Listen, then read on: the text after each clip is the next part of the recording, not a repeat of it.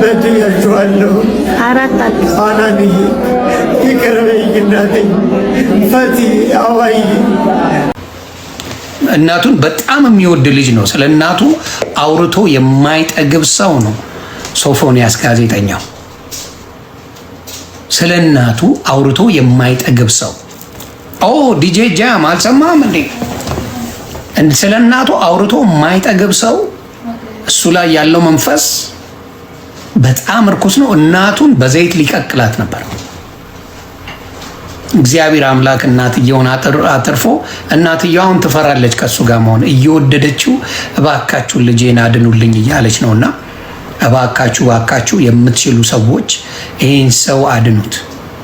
ይሄ ሰው የገባበት ነገር በጣም ከባድ፣ በጣም ነው ያሳዝነኝ። እግዚአብሔር ምስክሬ በጣም አሳዝኖኛልና እንግዲህ ጸሎት አድርጉለት፣ አብራችሁት ሁኑት፣ በምትችሉት ነገር አግዙት። ክስት ብሎ አፈር መስሏል እና ምን ማድረግ እንደምንችል ጸሎት ነው። ቤተሰብ ትልቁ ይሄን ማድረግ የሚችለው አምላክ፣ ከዚህ ነገር ማውጣት የሚችለው ከዚህ ርኩስ መንፈስ ማውጣት የሚችለው እግዚአብሔር ብቻ ነው፣ የሰው ልጅ አይደለምና ያቺ እንደዛ የሚንሰፈሰፍላት እናቱ። እኔ ብዙ ቦታ ላይ ብታዩ ጋዜጠኛ ሶፎንያስ ስለ እናቱ ነበር የሚያወራው። ግቡና እኔ ሾርት ሚሞሪ አይደለው እና ያ መንፈስ እናቱን ሊያጠፋበት ነው የተነሳውና እንግዲህ እግዚአብሔር ይሁናችሁ፣ ከዚህ ነገር ይጠብቃችሁ፣ ከዚህ ነገር ይሁናችሁ። መቅድዬ በጣም ስለነ ጃኒ ጉዳይ አንገብግቦሻል። አዲስ አካውንት ነው የከፈትሽው። ምን ሆነሽ ነው? ማንም አልደረሰብሽ። እንደ ቅንቅን ከቅድም ጀምሮ እየጻፍሽልኝ ነው እና ፕራንክ ቢያደርጉ ምን ችግር አለው? ምን ችግር አለው? አሁን ወንድማችን አዶናይ እና ጃኒ በፕራንክ ነው ያደረግናችሁ፣ እኛ ቀለበት አደረግን ቢሉ ምንድን ነው ችግሩ? ምን ነው ተንገበገብሽ በጣም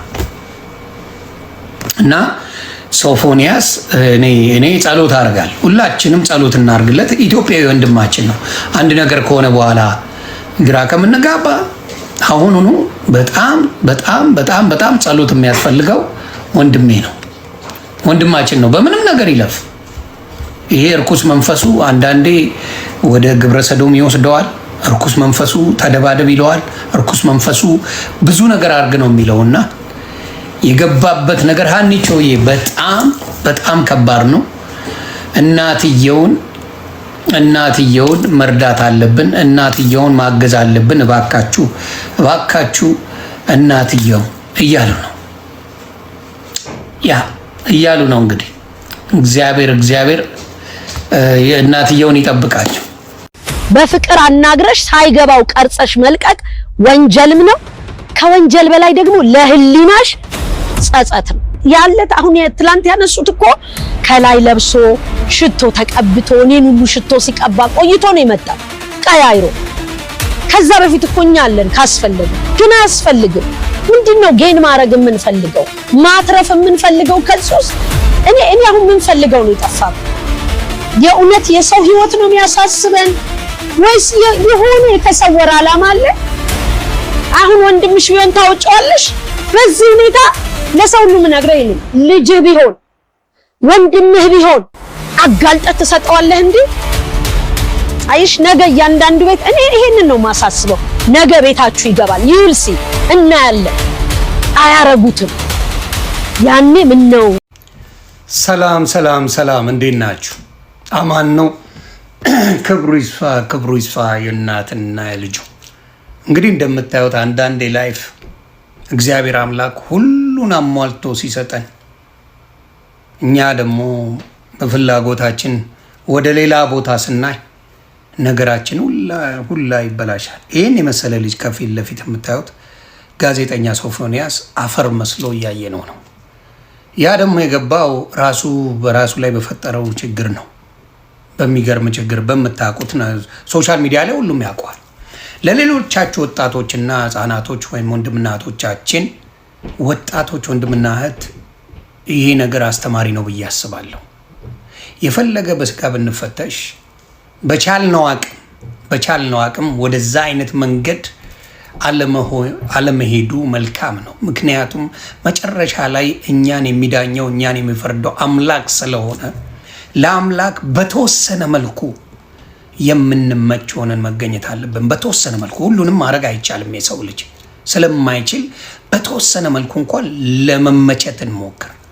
ስለዚህ ጋዜጠኛ ሶፎንያስ በደረሰበት አጋንንት ምክንያት ያቺን ሁልጊዜ ስሟን አንስቶ የማይጠግበው እናቱን በፈላ ዘይት ቀቅሎ ሊገላት ነበር። አጋንንት አሰራር በእናንተ ላይ ይሄዳል። የማይሆን መስመር ስትሄዱ አጋንንትም አብሯችሁ ያንን ሆይ ሆይ ብሎ ምን ያደርጋቸዋል? መጨረሻችሁን በጣም በጣም በጣም በጣም ያበላሸዋል። ጥሩ ፕሮፌሽን ያለው፣ ጥሩ እናት ያለው፣ ጥሩ ኮሚኒቲ ያለው፣ ህዝቡን ላይ የሚወደው የተከበረ አንቱ የተባለ ግን የማይረባ ነገር ውስጥ ገብቶ ራሱን አወሳስቦ ሌላ ነገር ውስጥ ገብቶ ነበር። አሁንም የምላችሁ ሌሎች ወንድምና እህቶች እንደዛ አይነት ሀሳብ ካላችሁ ከአምላካችሁ ነው፣ ከሰው አይደለም የምትጋጩት፣ ከአምላካችሁ ነው የምትጋጩት። እና ጥንቃቄ ብታደርጉ ጥሩ ነው። አንተም ወንድማችንን እግዚአብሔር አምላክ ጨርሶ ይማር። ከገባበት ውጥንቅጥ የማይሆን ነገር ላይ እግዚአብሔር አውጥቶ ወደ በፊቱ ፕሮፌሽን ተመልሰ ስራን ሰርተ ለሀገር ለወገን ጠቃሚ የሆነ ስትጠቅም የነበርክ ሰው ነህ። በማይረባ ተልካሽ አመለካከት ነው ሌላ ነገር ውስጥ የገባው።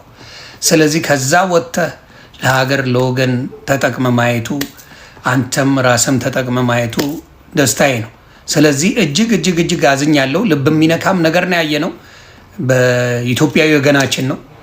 ስለዚህ ከዛ ነገር እግዚአብሔር እንዲቀይር ምኞቴ ነው። በጣም ነው ያዘንኩት።